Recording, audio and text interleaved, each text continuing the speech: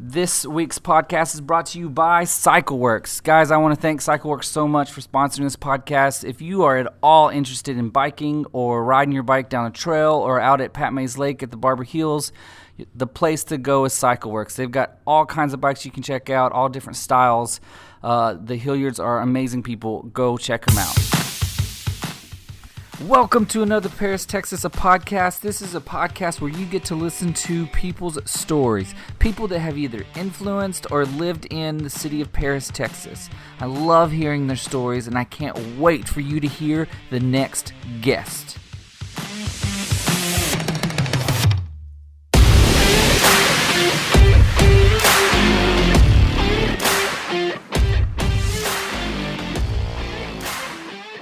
All right, this week's guest is Daryl Felsberg. What's up, bud? What's happening? I was about to call you Hollywood. I've been called Hollywood many times. You know why you did that? Is because you stuttered on my name for just a split second. Yes. And so when that happened, this is how quick that I'll think, unfortunately. As soon as you said that, I said I should make a joke and flubber his name. And then I lost it and started to call you Hollywood as opposed to Broadway. That's funny. It's hilarious. That's what it's about. Yeah, it's all about that. So where are you from? Originally from Corpus Christi. I was born and raised there. That's my home out on the island. I lived in West Texas for 15, 16 years before I ended up in Paris. So no, I'm not from Paris. I understand the question of the Parisian parasite that you no longer wish to ask. Yeah. So I am a parasite. I am just sucking the blood out of this community. That's one way to do it. Kidding. No, yeah, we've been here for about 10 years now. So how long were you in Corpus Christi? Till I was 17, I moved away from home, and I go back frequently. I'll be back in a couple weeks. So your family's all still down there? All of them. Mother, brother, their family, sister and her family, they're all there. So you went to high school there? Yeah. Like, what was your thing in high school? Like, what did you... Oh, man. I went to a really big school that had a very split socioeconomical base. We had 4,800 kids at our school. It was like one of the biggest 5As ever. And so I kind of I blended in. Wow. I didn't stand out. Music, I love sports. But my main hobby was my neighborhood. I lived in a neighborhood that we were all kind of close knit. We all had the same economic background, and we all just played sports in the park next door, and that was it. Were you as funny as you are now then? I don't know. Like you weren't like the class clown or... Yes, I was. Okay. I was, especially in elementary school. Junior high, a little bit, trying to find myself. High school, I was just trying to get out. I was trying to get out safely. True. And so I believe I was. Everybody says I was, but I don't know. My father was very funny. He was a very funny guy, I thought, and he loved comedies. And so...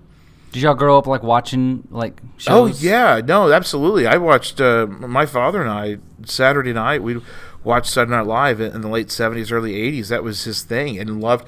He introduced me to all the movies. That was kind of a bit of irony, is that he loved George Carlin before George went rogue and even after. And my dad had 8 tracks of George Carlin. Mm-hmm. And for Christmas one year, I'm going to guess probably 1980, 1981, that my folks got me a small, inexpensive Sears console stereo that had an 8-track player. And I didn't have really anything to listen to. And my dad worked on the offshore oil rig, so he'd be gone for 3 weeks at a time.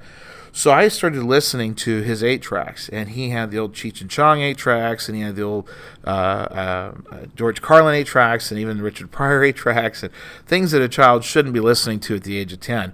And I remember listening to the early George stuff, and I thought how silly Class Clown was and some of these other 8-tracks. And then my father found out, and as I grew a little older, I started to understand a little bit more and didn't realize how much of a fan he was.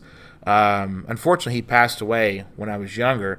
And then years later in my career, I was very fortunate to spend a little time with George.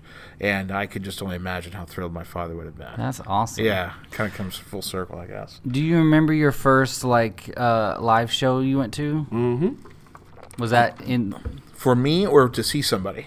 For you to see somebody. Ironically, it was George Carlin. Oh, wow. Yeah, it was in... no, I went to a comedy club once prior to that, but I saw George Carlin when my wife and I, right after we got married, we were in Las Vegas, and I remember seeing that show. That was 1998, and I had seen a club show once prior to that, but that was really about it. Stand-up for me was only through 8-track cassette and then CD at that time. Wow. Yeah, we just lived in an isolated market, and I didn't travel. We were, I came from kind of a poor background, and we didn't have the opportunity to see anything. Yeah. So that was a big deal to see him live. And that was 1998. Yeah. So when you graduated high school, what was the plan? Where were you going to go? Oh man, I had them all. I was going to try to play football. I was going to try to go off to college, and then grades weren't very good. And my father had passed away 2 years prior to that. Okay. And my mother was trying to go to college at the same time to become a nurse. So I went to school, and I went to high school, finished up high school, and I started working immediately to kind of make ends meet. And after about 3 months of working, I was involved in a head-on collision where I lost my left knee and my hip and most of my femur, and it kind of crippled me, for lack of better words. And so I didn't go try to play ball, didn't do anything college-wise. I just was on the mend for about a year, and then I just found a job and started working. So did that wreck most of your plans? Yeah, it did. It wrecked a lot of things, but very fortunate because I had to grow up very early with my father passing. I took care of the family, and so he died when I was 15. He was 37. I was the oldest of three, and so I had to take care of the house and home and family and what have you. So the wreck even made me more mature, if you will. Yeah. And I went to work, and the only job I could really get at the time was selling vacuum cleaners door to door. Really? That's all I could find. The unemployment rate was so high, and unless you could work on a refinery in South Texas, which I could with my leg, or work in the oil field, you had to find a retail job or a sales job. So I didn't have any opportunity. Were you any good at it? Yeah, I was really good at it, unfortunately. And it took me all over the world. I sold them door to door for 15 years. Really? Opened up a distributorship and the whole 9 yards. I did not know that. That's fascinating. That's where comedy started. Was I learned to do it in live presentations, and then I learned to train other people, and then I moved to Lubbock. And helped a gentleman open up an office there. And that's where I met my wife. She was a college student at Texas Tech. So you're saying you used comedy when you went to knock on a door, someone opened it up, you would use comedy to make them laugh and then make the sale? Just use that in the personality. Just have fun. The assumption was if I was on somebody's doorstep for 2 minutes, then and if they had a good time and felt comfortable, then they knew the next hour would be the same. And then there was and I wasn't out to do any harm or whatever. And times have changed, of course. This is 20-something years ago. But then I was, would be in. I'd do well. We'd, make the sale or whatever. Or then they would refer me to somebody else, and then that's how it happened. And I did that till for a number of years. Like I said, I met my wife. She was in Lubbock, and you were still selling? Yeah. And then I qualified to open up a distributorship, and they gave me the territory of the Texas Panhandle, and I moved to Amarillo. And Heather, she went with me. Y'all were just dating at that time? Yeah, we were just dating. She saw something, I don't know, and decided. Still trying to figure that out. Still trying to figure that out. 20 years later, she's like, where did I miss? What's going on? And she went up there with me. She went from Texas Tech to West Texas A&M. She was in school. She was in college, yeah. And then we stayed there till 2008. So, we got the vacuum cleaner business was fun. I mean, we made a lot of money. We won a lot of trips and all kinds of fancy stuff, and it was all but it was consumerism had changed and the business had changed, and I didn't like it. And at the time, I invested. I was a partner in a minor league hockey team, and that took all my energy. And about that time, I already started doing stand-up, and so both of those were the new occupation. So I kind of left the business. So what started you wanting to do stand-up? I just thought that it would be something I'd want to do. That it would just seem like something that would be fun. And so I started going to. There was a comedy club in Amarillo called the Amarillo Comedy Club.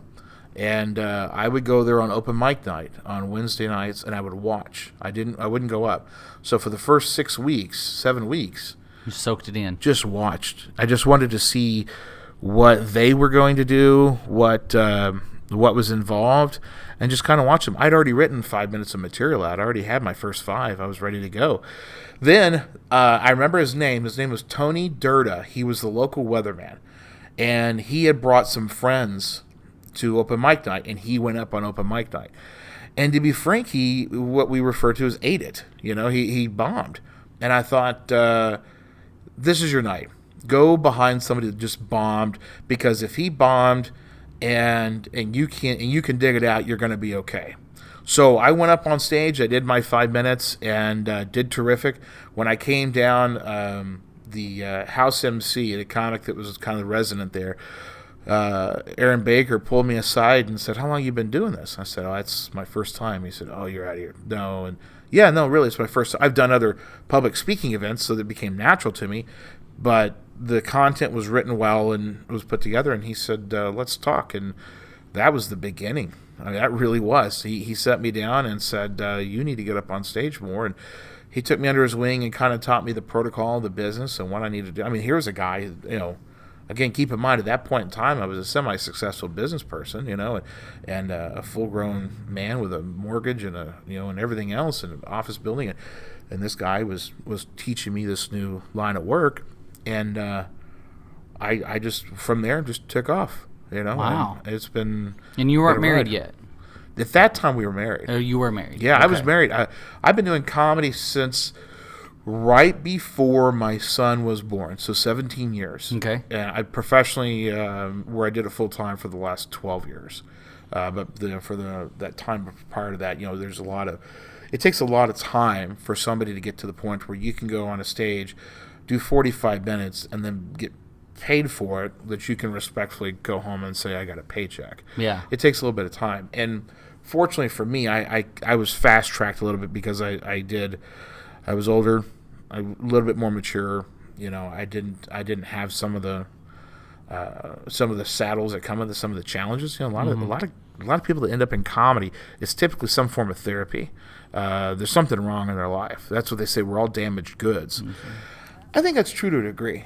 You know, I used comedy as a child to either get me out of sticky situations or to keep people from, especially children, being focused on my weight. I've always been my weight would fluctuate as I grew. You know, as I was a kid, it get heavy, and I would thin out a little bit, and then reproportionate. You know, and what have you. But as a child, as in elementary school or even in junior high, you know, it's a challenge to deal with the weight. Even back then, our bullying was direct. It wasn't digital then. You know, it was just it was in your face. So I think comedy was my diffusal to keep that from happening. Yep. You know, to keep those people at bay, and then all of a sudden I was cool because of being funny. So going back to the original question, unfortunately I answered that incorrectly. You're right. Yeah, I guess I was kind of the funny kid, and it was used as a mechanism to protect my gentle soul or being, I guess. You know. Yeah. An outlet, if you will, for. Yeah. Yeah, a shield. Yeah, that's there you exactly go. what That's it was. exactly what it was. Yeah, that makes sense. Okay, so it took you said 18 years, and then for the last 12, you've been professional. Pretty much, yeah, full time. Yeah. So when you started doing it full time, what did that look like? Terrifying. Terrifying. Yeah, I mean, we made that transition. We had sold our interest in the hockey team, which at that time was almost a loss. It was just kind of like a sister kisser, like it just didn't count, you know? Yeah. This was one of those things where we said, well, that was a really fun, expensive hobby. And I sold my, I liquidated my distributorship, and I started out on the road, and my family, and at that time I started getting a lot of work, and I was doing some competitions and some other things, and my family lived in Amarillo, and I didn't want them to be by themselves because all of my family was in Corpus, so I didn't want my wife and son to be so far away from family while I was on the road. Her family was here in Paris. Okay. So her and her mom opened up a scrapbook store over on the Loop, and so I moved them here in early or mid 2000. Yeah, they came out in May of 2008. Okay. My daughter at the time was probably just a year old. Zoe was about a year old, so she's 11 now. It's about right. And then I didn't show up here, quote unquote, permanently till about November. So we got a place. I got them settled in. I would come and visit, but I'd be here Monday to Wednesday, and then I'd be on an airplane Thursday through Sunday, and Sheboygan, Wisconsin, or Minnesota somewhere, just at a yuck hut, try to make people laugh, and then make my way back, and then do it all again. So. Do you even have a rough guesstimate of how many places you played? No. Or not played, but you've. No, I need performed? to look and see. There's a few states I haven't been to that I haven't performed in, mostly on the northeastern seaboard. There's a lot of.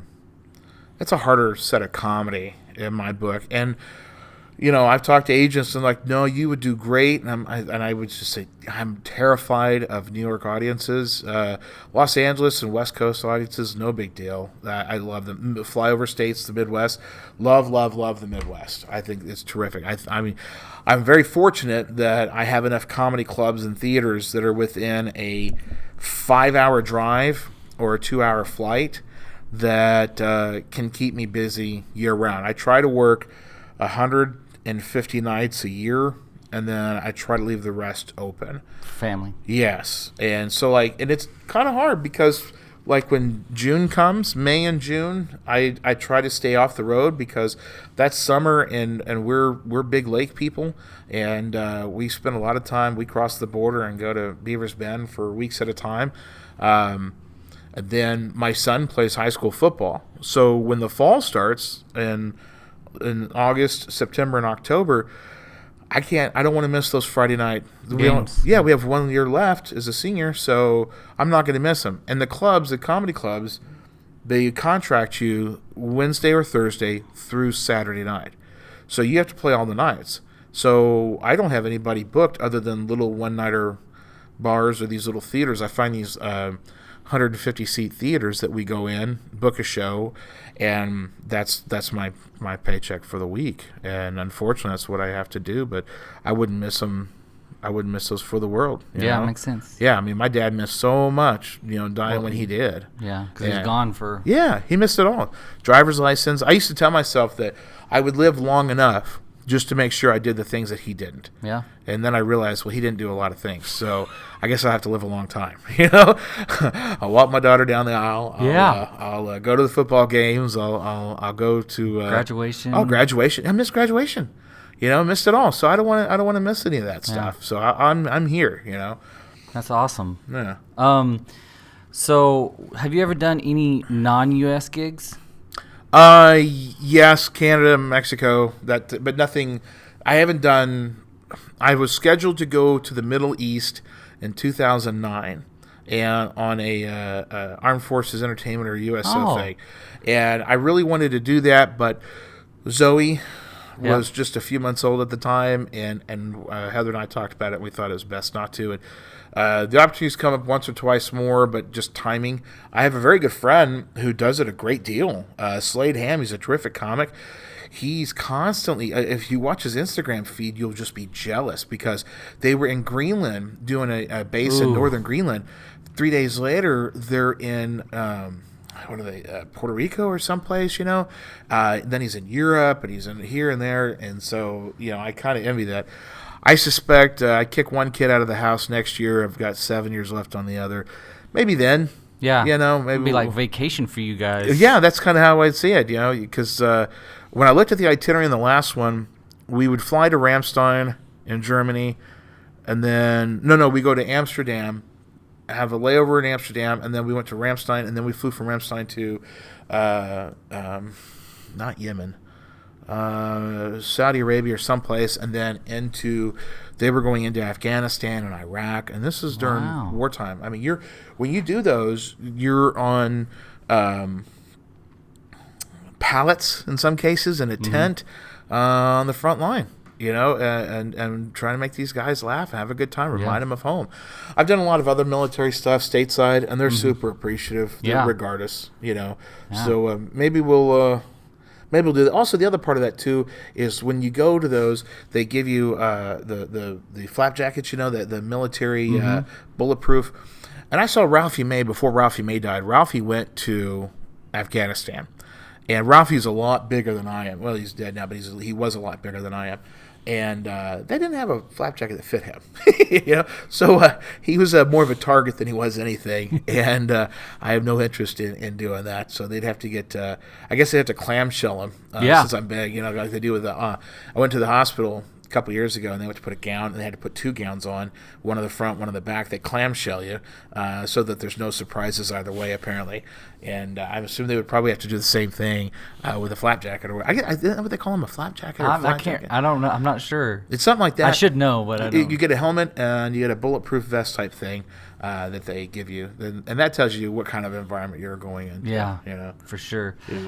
Are there comedians that you look up to now? Yes, without a doubt. There's a handful of them. For both their art and their person, just being a good human, because that's, as people are finding out now that the world gets smaller and smaller with the internet, and in light of recent documentaries and things that we're learning about some of our heroes. I was always told never ever meet your heroes. Yeah, because it'll really disappoint you. And I've been very fortunate that I have met a couple of my heroes, and they did not disappoint. Awesome. George Carlin was a very sweet, kind person, more than people realize. Very endearing, I could never be more thankful than the time I got with him. Jimmy Pardo is a comic that lives in Los Angeles. He's been around for a long time. He too has a podcast called Never Not Funny. Very, very, very funny guy. He is an off-the-cuff type comic where he has some material, but he's going to riff on his thoughts, not on the people. He don't do that. We don't. Yeah. We riff on our thoughts, and it's just this random subconscious stream of nonsense. And he and I have a similar type of style. I've got a great deal of material written, but I love doing that. That's like here. I know this will come out a different date, but at the comedy club here in Paris, we're doing a show called Off the Cuff. Yep. And it's all improv. The comics will go up. They'll do 5 minutes of material. Then they have to come back up and do 5 minutes of material on random things that they have no idea what they're talking about till they pop up on the screen. It's comedy without a net. And to me, that is the most rewarding. I love nothing more than being a part of that. Typically, I do well in it. And I love watching people who don't do well in it too. Yeah. Because it's just as funny. Everything is so funny. So anyway, Pardo was without a doubt. He was a huge influence. Rory Scovel is a very good comedian, very funny guy. I'll never spit out names that do arenas, because that doesn't. Those people they've already arrived and they're now manufactured products. Kevin Hart's a manufactured product. He's got so many people around him telling him how he needs to be and what he needs to be. Kevin Hart 20 years ago was probably a terrific comic. It's just it's a different type of comedy. I'm trying to think who else kind of fits that bubble that's really influential at this level anyway, or this A-room type level. Tom Segura, Bert Kreischer. Bert makes me laugh. I've met Bert a couple times. I like watching Bert on Instagram. I love watching his stories because it's just his daily life, and he laughs at everything. Everything is so good. It's so funny, and it just invokes a happy feeling. So I would say those guys: Jimmy Pardo, without a doubt, Bert Kreischer, Rory Scovel, and Tom Segura. Awesome. So I have known of you for quite a while. Mm-hmm. And obviously, I've seen you in passing and at events and stuff like that. It's only been more recently that we've started doing things together, being at board meetings or. Thank you for clarifying that and not making it some sort of uncomfortable, awkward man thing with No. But one of my favorite things about hanging out with you and being around you is the off the cuff, kind of humor you have. Because literally, was it yesterday morning? Right. We were in a meeting and you had me rolling. Well, thank you. Because of things that were going on in the meeting, and it was just kind of off the cuff humor. It's so funny to see people not understand what they're walking into, Right. and leaving the door open. And then again, too, I have to be careful not to be that person that just constantly fills the room with that kind of stuff, because it has to function at some point in time, and it's not always about me. And that's what goes back to that point of why comics get on stage. There's an issue with attention. Yep. That's when I said it was a therapy. It's we want to look at us and look. And I think that because of comedy, I forget about my insecurities. I forget when I'm on stage, I don't have any issues with hecklers. None of that nonsense. Just I know I fill a room, and when I'm on stage, I'm in total control, and these people are following everything I say, and it forces me to look past the things that physically bother me, whether it be my weight, my thinning hair, my age, maybe it be my challenges interpersonally, or what I might have internally, or spiritually, or whatever. All that seems to be shielded by the fact that I'm the hero. I think when you're done with the show, there's a receiving line, and people come up and they want to take photographs and what have you, and sign autographs and all that stuff. And I think there's 2 points in time that made me realize that what I was doing was bigger than I thought and bigger than me. And that is when I was first recognized outside of a show for doing what I do. Yeah. That was at lunch with somebody who was a friend, and then they came and they said, "I don't mean to impose, but can we get a photograph?" I thought these people were out of their minds. Why would they even want this? Why would they even? I mean, what am I? Nothing, Mm-hmm. And then I dawned, I was like, you made them feel good at some point in time. Yep. And that's your job. And that was a defining moment. The second was for years and years and years. I'd go back home to the comedy club in Corpus, and I would do shows there, and they were always fine. All my friends and family come out. But last year, I headlined a show at the American Bank Center, which is the Selena Auditorium that seats about 2,500 people for a festival they were having. And my mom and brother, they typically come out. But when I came off stage, they had our merch line set up, and they had my wife and my kids. They were selling merch, and the people were waiting. And there's this euphoric feeling of, look, these people like you. Mm-hmm. They don't care that your hair is thinning, or that you're 100, 200, 250 pounds overweight, whatever it is. They love what you did. This is the equivalent of art. This is equivalent of a Paris 360. It's equivalent of a photo. It's equivalent of painting.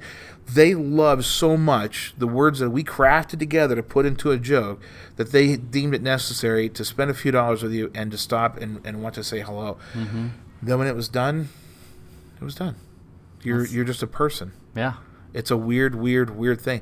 That's what, the suicide rate's very high amongst people in entertainment. People can't figure out, especially comics, why are these guys killing themselves?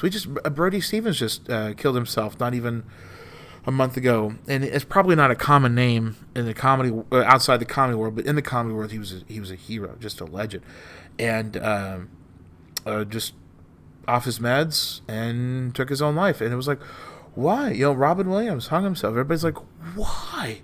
Beautiful wife, beautiful children, beautiful life, a great career.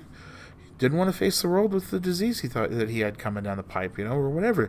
And this is how they think. And so you see this, and this totally goes off to tangent. I apologize, but, it's okay. But this is what happens: is it's this euphoric high, and then this quick, immediate down. Just show's over. People are done. You collected your money.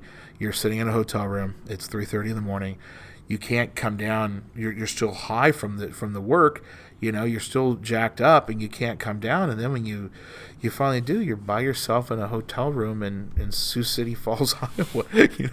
Going, what am I going to do now? Oh, I know. I'm going to get on my laptop and see what's happening at home, or I'm going to watch infomercials at 3:00 in the morning, and then you leave to do it again. It's a weird life. Yeah, it really is. It's crazy. So you kind of answered it, but I kind of wanted to talk about it anyway. So do you find it difficult being in real world situations and holding back your humor? You know what? Maybe it's the opposite, and I'll tell you, if people expect you to be on. They do. Because of your career, they expect you always to be funny. It's like, running into meeting a doctor someplace. Someone goes, "Hi, this is Dr. So-and-so." "Well, hey, doc, look at this. Can you tell me what's wrong with this nipple?" Or can you tell, they're constantly practicing medicine, and so we expect them to continue practicing even when they see us. And so I hate it. There's nothing more when somebody says, this is Daryl. He's a comedian, and I cringe inside because the person who doesn't know, they go, "Oh, really? Tell me a joke." Yeah.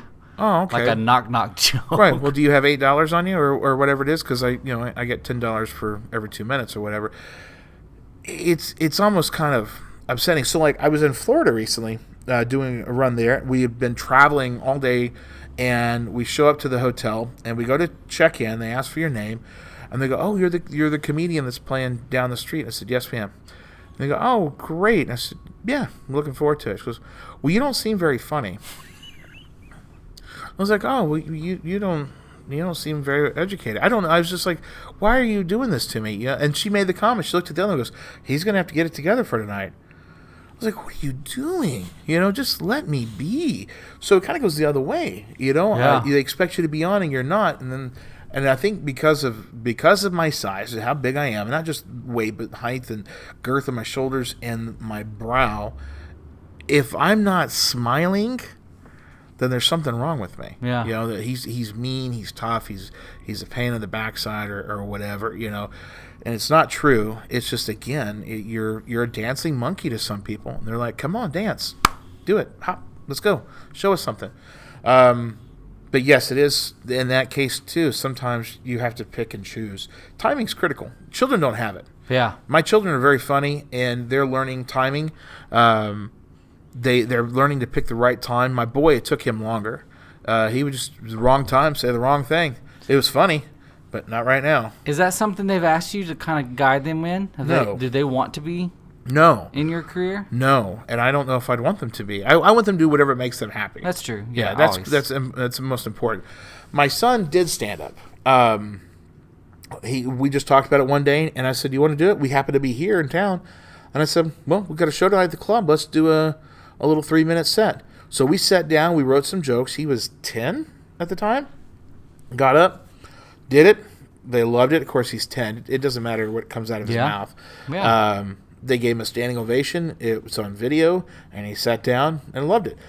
He did something similar once more. I took him on I had some corporate runs during the holidays where I'll get these Christmas parties for a bank, a Christmas party for this company, or so on and so forth, and they'll string 4 or 5 of them together for me throughout the Metroplex, and he went with me on a run, and one of them was at a municipality for Pilot Point. They were having their annual Christmas party for the city employees. I don't know, it was only about 250 people there.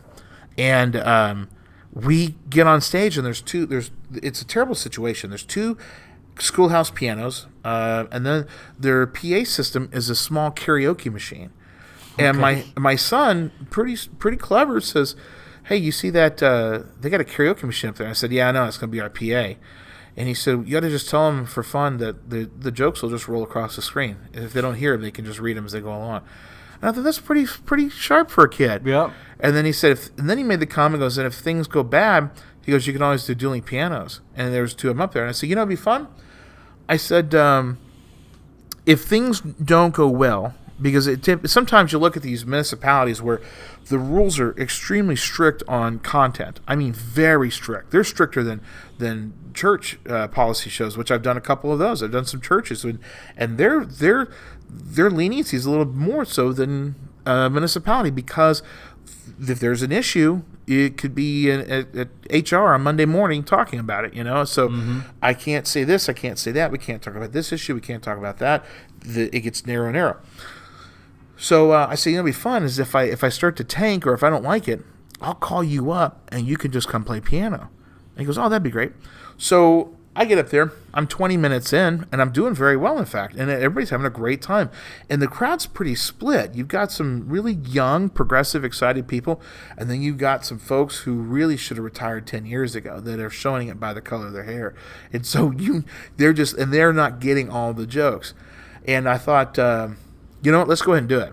So at that point in time, I'm literally walking by the microphone. I run my fingers across the piano, and I say, son, I said, you want to come up here and play a number for these people? And I said, yeah, get on up here. I said, ladies and gentlemen, my son, he's with me tonight, Garrick. Come on up. And the crowd applauds as he gets up to the piano. And I said, why don't you play that one little Christmas number your mom and I love so much? And I just kind of stare off into the crowd, and he takes his fingers and he kind of does this, and he checks for the middle C. He doesn't know how to play at all. That's the joke. So then he just starts hitting keys. Nothing's right. It's all just clank, clank, terrible, nothing. He has no music ability whatsoever. And I don't know why, because I play 14, 15 instruments. He has none. So he's just, and it's all so funny. I'm holding face. The crowd, the younger people are starting to get it. The older people are like, God, this kid's terrible, And he plays for about a half a minute. And then when he's done, he kind of hits an ending note and then throws a hand up just like this. I mean, he's probably 11 at the time, throws his hand up like he's done. He gets up and he bows. And the crowd, you can tell the younger people, they just think it's the greatest joke in the world. They applaud and even stand. The folks who are less in tune with things, a little bit up in age, just kind of slowly clap and look around like, boy, that kid, there's something wrong with them. Nobody knows that he's handicapped or something. I don't know. They just couldn't figure it out. And we got back to the hotel room, and I laughed for hours. I thought, oh my God, that was so funny to me, and I hope it was to them. And he said, yeah, that was great. And you know what? Hasn't been on stage since. Really? He's done 1, 2 things at school, and that's it. He emceed the middle school talent show the year after I did it, and that's another great story that I got in trouble for. I won't. That one I won't do on the air. I'll tell it to you off the air. Okay. That's one of those. There's stories I'll tell on there. And then there's some that that's the other thing I learned about living in a small town is that there's just some stories that don't need to be recorded. Yep. Yep. I mean, you can go to my website and go to my blog and read the story, listeners, if you've got the time. So you go to darylfelsberg.com. Go through the blog. You'll find all kinds of great entries. Find the one about the middle school talent show, and you'll enjoy it. But, what's that address again? darylfelsberg.com. Yeah, awesome. you can go there and figure that out. So, but yeah, there's always a couple of great stories that I can share, but there's a bunch I won't. So that's awesome. But he hasn't expressed interest either. Just no. Right? So he loves it. He's a fan of it. Yeah. My kids they've grown up in it. So like I've got video of my daughter and my son. It sounds creepy, but it's not. Playing with Michael Winslow, who was the gentleman from the Police Academy movies, made all the sound effects. Yeah. They're both all three of them sitting around on the floor, just making up Transformer sounds and making jokes about how Michael Bay lived his life. Everything's an explosion or whatever. And I've got a Julie McCullough, who was a Playboy Playmate. She was on the TV show Family Ties. No, Growing Pains. She was Mike Seaver's love interest. Okay. And he kicked her. And when he found out personally, Kirk Cameron found out personally, he had her fired from the show after 3 seasons when he found out that she was a Playmate. She's a good friend, and the kids have spent time with her, and all these actors and actresses in comics. So they've kind of grown up in the business of comedy, but they don't. No expression of getting up on stage, which is fine. That's awesome. It's awesome. I'm a little different, but I love my eldest son, who's 8, but he loves being in plays and doing photography. And, yeah. And I've always said whatever he wants to do. If he wants to play football, I'll be out there filming it, because that's my thing. But I'll be there. But there's something in my heart that brings a little happiness that he wants to do stuff that I'm also interested in. And the good thing is they have a lifetime. Yeah. They have a lifetime. And that's what my daughter, Zoe, she's She's a great clarinet player. She's in 7th or 6th grade. I'm not a good dad. I don't remember what grades they're in. She's in 6th grade, and she plays guitar, and she sings, and she dances, and she loves. She has more of that in her than I do. My son, I could see him doing stand-up. He's just kind of got that, But that's for him to decide. And that's and when the time's right, I'll let him do that. Right now, I think he's going to be a marine biologist, is what he says. Awesome. So, or a police car. I don't know. I really don't know what he's going to be. That's up to him. But that's a true story. When he was a child, they did the kindergarten thing where they walk him across the stage. And, what are you going to be when you grow up? I have it on video. And he says, I'm going to be a car wash attendant. And everybody kind of giggled. And he said, or a police car. And I was like, what? He said, car, man. He didn't say policeman. He said, I'm going to be a police car. Like he's like he's going to be an Autobot. To this day, I still laugh at that, and I pick on him relentlessly for it. But if he chooses to do so, that's his business. So off subject. When did you open the club here? 2010, I think it was. We started doing shows. Yeah, 2010. We started doing shows in 2008 above Jack's Restaurant. B.A. Sessions had come to me when I came to town. I had done one show in Paris just for fun at the Depot because it was the only place I knew of, and we sold it out. We had 140 or 150 people there, and club. Okay, so we started doing shows at BA's. He approached me about doing a show up there, and I said that'd be great. We started it there. When it had legs of its own, we decided to open a venue. It was committed to that so that it wouldn't interrupt it. Yep. And we didn't want to. Comedy in a bar can happen. I do them. They're just not my favorite. I'm kind of.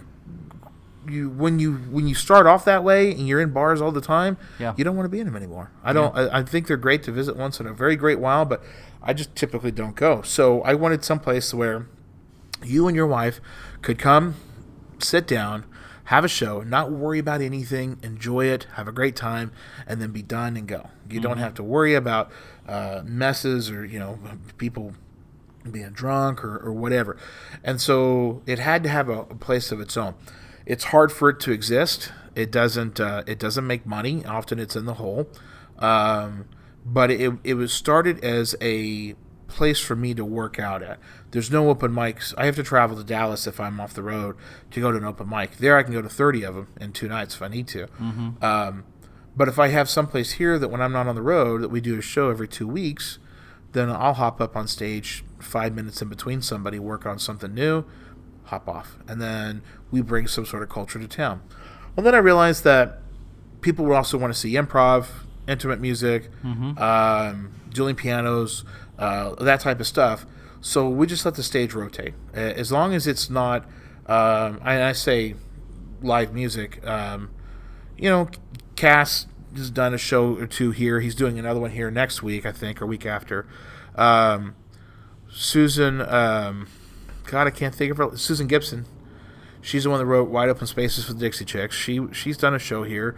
A young lady named Danielle Eat the Sandwich. She is a terrific uke player. She covers popular songs on. She's a tremendous singer. She's been here. Kinky Freeman's been here several times. So the club kind of morphs to whatever that needs, but its mainstay is stand-up comedy or experimental comedy. Is kind of the new thing, you know. The traditional 3-person show is still fun, and we still enjoy this, especially if it's somebody we've seen on television or whatever. But these experimental shows, for me, are kind of enlightening and motivating. So like this off-the-cuff show. And then I'll tell you, I'll let us cat out of the bag. We've got 2 others that we're going to do. One is called Comedy in a Box. And we've got 5 packages that will come from Amazon. And nobody knows the contents of these 5 packages. So the comics will go up, do 2 or 3 minutes like they normally would. Then they have to open the box, see what it is. And it's going to be things they can't figure out. And then they're going to have to make up and sell these items to the audience, and so we think it's going to have a lot of fun to it, and bring a different perspective. And then another one is, I think it was the top 10 list, top 10 list, and that's we're going to pick 5 comics, and they'll have 5 bands from different genres and eras. and their topics are going to be those bands' top 5 songs. So Okay. that they have to write 5 minutes of material, unbeknownst to them who their band is. So they might get up and it could be Journey, and they'll have to do Journey's top 5 hits. But those top 5 hits, they have to do comedy around them, you know. Okay. So, and the way they'll learn who the band is that's the music they'll intro to. So Okay. yeah, it's really this whole experimental comedy thing is. That's awesome. Yeah, it's just something different, you know. Yeah. Improv is always a hit to me. I think I love watching, being in the moment. There's something about live. There's something about being there. You'll never see the same show again, man. Yeah. And if you're not there catching, you missed it. Yeah. It's gone. Yeah, it's gone. You can't ever get it again. So club's been here since then. 2010. I guess I guess next year will be its 10th anniversary here. Ooh. But we've been doing shows for 12 years here in Paris, and we've been very very lucky that it's been tolerated. But it's hot and cold, Yeah. Some shows will walk in, there's 20 people. Some shows will walk in, there's 120 people. Just depends on the time of the year, the weather, and how everybody's feeling, I guess. Yeah. Yeah. So Now, you and your wife recently opened or bought into another shop, right? yeah, about 4 years ago now. We bought an existing business called Olive Paris, which is an olive oil and balsamic vinegar tasting room, essentially a gourmet food shop. And it's something that gourmet food was something that she'd always been interested in. Mm-hmm. And the opportunity came about, and we thought that we could kind of add our marketing prowess to it and some other ideas, and that's become a fun secondary job for me. I see you guys do all the time, like cooking classes, and Yeah. you guys are very, in all aspects, you are very community minded and community mindset, which is amazing because I love people that are like that. I love my community. And it's just fun seeing how you bring people into both your club and your shop. I never. You remember earlier I mentioned that even though I was part of that big high school, my group was my neighborhood. In South Texas, you often hear referred to as a barrio or whatever. I'm still very close to a lot of those kids and those families that we grew up together in that neighborhood. And these are little 800, 900 square foot homes that families have stayed in for a couple of them for a generation, 2 or 3 for that matter now. So when I moved to Lubbock and Amarillo, it was great as those communities were, and they're terrific communities. They're so big, so vast. And when I travel around, I visit the other cities. The community's hard to say in a lot of these cities. So when we moved to Paris and I started hanging out downtown a little bit, there's something I just liked about downtown, despite it stayed at the time, which was 2/3 empty or a third empty and nothing really happening. Our first Christmas here, we went to, they called it Christmas in Paris. They had it downtown, or Tinsel and Tidy or something. It was downtown. It wasn't the shopping event. It was where they had carolers walking around in Victorian garb. Yep, I remember that. Yeah, and they had the ice slide behind the Gibraltar that they had brought in, and you got you got an inner tube, and you walked up and you slid down, and we walked around downtown. And I thought, oh my God, this is great. I want to stay here. The selling point to me coming here was it was close enough to Dallas, but not Dallas. In an hour and 40 minutes, I can be on an airplane and be anywhere I need to be in the world, and I'm good. But I can come back here where cost of living is reasonable. I know my kids, who they're with. I know their parents. I know you couldn't beat it. So being in this little downtown community, and I keep seeing it, and we've been here for 10 years downtown now. And just watching it grow and seeing people pop up and the new businesses and the new excitement, and you're seeing some good people do some good things. That's community, Yeah. And so that I cherish, and I want to be a part of. I love events downtown. I love events downtown. We put together an Oktoberfest for 2 years. That was such a thrill, and every time I drive by the location where it was at, I can't help but smile and go, we really did something fun and good there. And that type of stuff downtown just needs to happen more and more. We need more festivals and events. Yeah, and you and I have talked numerous times about ideas, and I know you've got 4 or 5 in your head that you've told me about and just make me laugh because they're not only witty, they're dumb. They're not dumb. I mean, they're dumb in a funny way, but like to me, if I was showing up in a small town like this and I saw that event happening, I would want to go to it. Yeah. And I think we need more of that in our town. I think we do too. I think that's the only thing keeping Paris back. We can only do so much for the 25,000 of us that are here. Right. Okay? We have to have reasons for people to leave Dallas to come visit us for a day or two. That's it. Why would they need to come visit us? Well, if there's not an event or a festival, there's no reason. We put together the Tower City Comedy Festival in January this year. It was the first year we'd ever done it. Mm-hmm. A big learning curve. But we had 50 comics come from literally all over the country. We had one come from Venezuela. I mean, they came from all over. And the first thing, we sent out an anonymous survey afterwards to determine whether or not I'd do this again. And I asked them to tell us, what you thought about this, gave them grades, and I want to grade this event. And one of the things that we got back, the number one thing was the hospitality. That Julia Trigg at People's Bank, she took care of them during their downtime. They would go there to eat. It was a hospitality room. And they said everybody there was so nice, and Julie remembered everybody's names, and and then they would go to the venues, and everybody was so nice. They're not acclimated to that. They're not used to that. We do have a really neat little downtown that it has some big obstacles that need to get out of the way, but if people would and we did, it would be through the roof. It would be a McKinney or a Sulphur Springs or whatever. I just had another lady call me last night.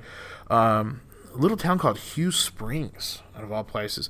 They have a little theater there, and they're trying to get me to come in. And we have a big festival come in that draws several thousand people. I was like, oh, my God. Why don't we have a festival that draws several thousand people from outside of the market? Yeah. That's what we need is from outside of the market. We need those. You need those Oktoberfest. You need those St. Patrick's Day festivals. You need, movie festivals and what have film festivals and that type of stuff. We need those things to bring those people. We want the outside people. It's the heads and beds issue that the city faces. That's it. Otherwise, let me tell you this. We do a good job for taking care of our own. We have enough events downtown and in the city that really takes care of its residents and the people that are here. Correct. But if we don't have other things that bring people from outside of that market in, then you know what? Your kid's not going to want to stay here when he turns 18. Nope. My kids have already said they're going to move away. I did. It's heartbreaking. I grew up here and I moved away. Yeah? I went and saw the world and then I came back. You came back. I hope that they come back, but both my children said that they just felt like after high school, there's nothing for them here. There's a certain part of me that agrees that they should go see parts of the world on their own, no parents, But I would like my kids to want to be here. Yeah. After a little exploration, yes, I'd want them to come back. Go to college. Somewhere else, go do something else. Not that I'm against PJC. I love PJC. Just, I agree. Get Nothing out. wrong with it. Yeah, but you're right. They got to go. Man, I left home when I was 17, and I moved away, and I'd never been on an airplane before, none of that stuff. And at the time, my work took me, all over the country. I got to see all kinds of great things and what have you. And I've been to the big cities. I've been all over the country. I've been all over the hemisphere. I've been to Nicaragua, and I've been to El Salvador, and I've been down to Brazil, and I've been all over the Arctic and what have you in Canada. And there's something about raising a family here. The irony of it is we come back to raise a family, and then our family doesn't want to be here. I said this in other podcasts. It took traveling, which is a weird thing to say, but it took traveling for me because I've done a lot of United States travel and a little bit of abroad travel. But it took me traveling to find the beauty in Paris. To find the beauty in Paris. What do you think the beauty is? It's our community. Okay. It's the potential that we have to bring those outside people in and show them the beauty that we have here. It's our history. Yeah. I think there's so much history that people just don't even know that we have. I'm actually working on a video for the chamber that highlights some of the history of it's focused on chamber history, which is great, but it's also focused on Paris history. Sure. And I just think there's so much that people don't know about our community. I think a lot of communities have that. If you go to any community, they have a history. They've been around for 100 years. They have their own local lore, if you will. Yeah. And we always find that fascinating. But I always encourage people to go to like Jefferson. Yeah. And walk down Jefferson on a Saturday night. People talk about going to Sulphur Springs. Walk down Sulphur Springs on a Saturday night at about 6 o'clock when the farmers market is in ripe and they've got bands playing on the plaza and what have you. See, they've run out of it. They don't have to wait for an excuse to create foot traffic because they have something happening all the time. We typically are events situated and centered, and if that's the case, that's fine. Right. We just need more use of that plaza. Yes. We've got we need the two-way streets. We need to take the stoplights out. Let me put up some barricades once every month or two for a downtown festival. If we could have a few of our organizations, a few of our community people like yourself having more events more often, it will feel like to outsiders that there is always something happening in Paris. It's a place to be. There's a place to be there because there's always something going on. Well, think about it. It's only an hour and a half from the edge of the Metroplex. Mm-hmm. There's enough hotels. It's everything's there. You have to do it, but you've got to give them a reason to. What's the reason to come? I enjoy looking at our ticket manifest to see, like, I'll give you a staggering stat, if you will, from the comedy festival that we put on in January. We sold more festival passes, outside of Lamar County than we did in Lamar County. We shipped out more passes outside. We had people coming from Dallas and from Oklahoma and Arkansas and what have you than we did in town. I think also that's the other part of it too, is that there's a faction of people that kind of fight the progress. Yeah. Or they immediately excuse the term, but they immediately poo-poo on it. They immediately go, "Oh, that's a foolish idea." I enjoyed when we had the issue with the parking when that first came up downtown, and that they put up they would start to enforce the 2-hour rule, and I was really amazed and insulted by the comments from people that said, "Well, there's no reason to come downtown anyway. There's nothing open. There's no shops downtown. There's no entertainment downtown." I'm like, are you kidding me? How that is somebody that just has no idea, but it was frequent. That's the mindset. That's what everybody's up against. The research, the more I've researched into some of these negative people, these people aren't even coming downtown to know they have no idea that thing's open.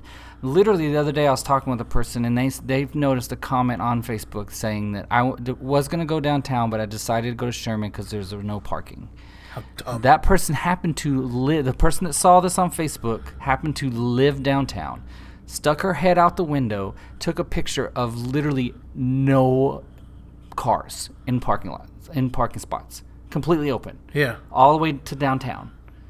So either a massive event just left, right, within 5 minutes of them posting that, or they were lying. It's not uncommon. And by the way, it's not uncommon to have to walk a block or two in a downtown. Go to Fort Worth, the Sundance Square. You never complain about that. No, St. Cloud, Florida. I go to St. Cloud, Minnesota. I go to all these downtowns where I work at, and I have to park a block or two away. No, by the way, I do complain about it, but I still have to park a block or two away.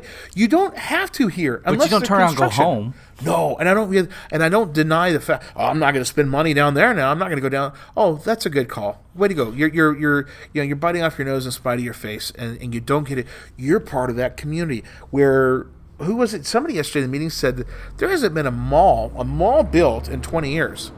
That theory is gone. Shopping strips, yes. With specialty stores, but that's gone. Yes. It's now reverted back to specialty mom and pop type stores who are finding niches that they can get into. Yep.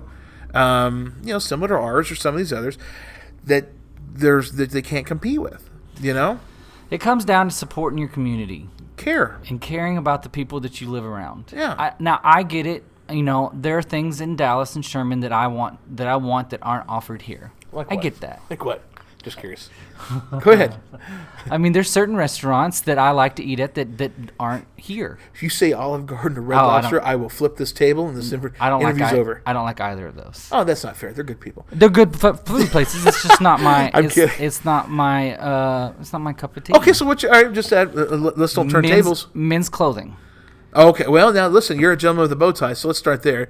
You've got Tony's here in town, okay? And he doesn't do much on the bow tie side. No, he doesn't. He doesn't have a very big bow tie selection. So He maybe does not. Get Tony on here and ask him about his bow tie selection. Well, I haven't done it yet, and Okay. I'm even hesitant to go there because I don't want to be held to it. I've considered starting my own bow tie line.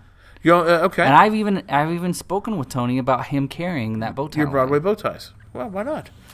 Time and money. Oh, sure. Yeah, no, that's another project. You got all those. But okay, so all right, so you have to go shop. There's not a And my particular style is very eclectic. Okay. And it's just not offered here as much. If you wear bow ties and ladies' jeans. How hard is that to find? Harder than you think. It's no different than me. I'm a big tall. I wear a 3XL in everything I own. My shoes, I wear a 14, sometimes a 13. I can't find shoes half the time. Right. Shorts, shirts. My son is the same way. He's getting taller and bigger. And I told him, I said, you better enjoy getting clothes locally now because before long you're going to have to drive. So when I travel, that's when I buy clothes. I go into particular shops that I enjoy or chain stores or whatever and find what fits in a 3XL. 3XL-T now. I had the length on to cover my gut. Yeah. Okay. I'll keep it longer. We'll take it a different direction. Camera gear, computer equipment. Oh, sure. I mean, those are things that you're going to find in a larger town. I mean, there's a drone stuff. There's a place in Frisco called Drone Plus. Yes. I love that place. I know. Go in there. Do you go inside the? Do you test fly them inside the net cage? In the net there? cage. Sure. You get that's not offered here. So I get that there are some niches that you have to go away. The market can't support things like that. And a Drone Plus in Paris, Texas would never survive. No, of course not. And a bow tie store alone would never survive in Paris, Texas. No, and I did have this thought once. All right, there's things that men. All right, there's plenty of things for ladies. There's how many boutique shops are there in downtown? Yeah, a dozen now, close to it. None of them carry a man's anything. No, of course not. And they cater to the ladies. So there's things that men like. We like electronics, things that that we can plug in that make a warring sound. Yep. Right. We like technology. We like barbecue. We like fighting. We like bow ties. We enjoy hats, sports, music. So I thought about opening a man store where it's just nothing but men's stuff. You could have drones, you can have computer, just a little bit of everything. Cigars, naked ladies, whatever. Exactly. The whole 9 yards. Whatever a man could want, need, or desire is right there in a man's shop. Not a thing for it. Closest thing you got is Tony's. Yep. And Tony's doing great. I'm not. Terrific. I'm not. I love Tony Bound, man. Every time I go in there, he is the nicest person. He hugs me. He tells me 10 stories. It takes me 30 minutes to get out of there, which I love because he has the heart. Or he asks you a question, and then 3 seconds later, he's talking about something else. Yeah, Yes. which is great. That's the kind of community I want Sure. when I go into a small store. There's just a few. We things just don't have that. Yeah, But that's the small price you pay for knowing who's teaching your children, Agreed. who your children are hanging out with, Agreed. who your neighbors are and your friends are. That's why we're here. There's a number of times that I could have moved to the West Coast, taken other opportunities, done other things. Yeah. But no, I wouldn't trade. I'm fine. I wouldn't trade a drone store or a bow tie store. I wouldn't trade any of those things that I would rather travel away to get to those things or order on Amazon or whatever it takes to get those things and live here. I agree. I'm down with that. And I'm very. My family, my kids. I know my kids don't appreciate it. I know that. I get that. They're kids. Yeah. I think Heather and I do. I know Heather does. We love because we're not Parisians, and we're the sites. We're not. We weren't bred here, and so there's it's a little difficult getting to know everybody sometimes. Yeah. We don't fit in, and that's okay. We're not supposed to. We didn't go. Our parents didn't go to school with one another, so we get a little of that, and we understand. But for the most part, outside of some of those situations, the community's been pretty good. They open armed us when we first came to town. They open armed. Yeah. They were glad to have us here, and I don't know if that's because they were excited about the new genes that we brought to the community. And everybody's excited about not having babies with flippers. Not kidding. It seems like everybody you talk to is either related, or has been married to, or is somehow a cousin. Yeah, to somebody. There's some truth to that. There's a lot of truth to that. That's a small town America, though. Oh, it is. It's a small, big town. Yeah. It's a little big town. Yeah. It's 25,000 people.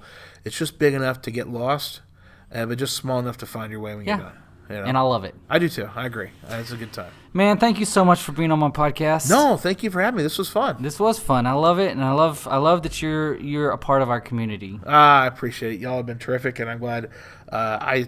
Initially I said when I died I want to be buried back home in Corpus, but I decided that we'll stay here. Yeah. We'll die here. Awesome. So you're welcome.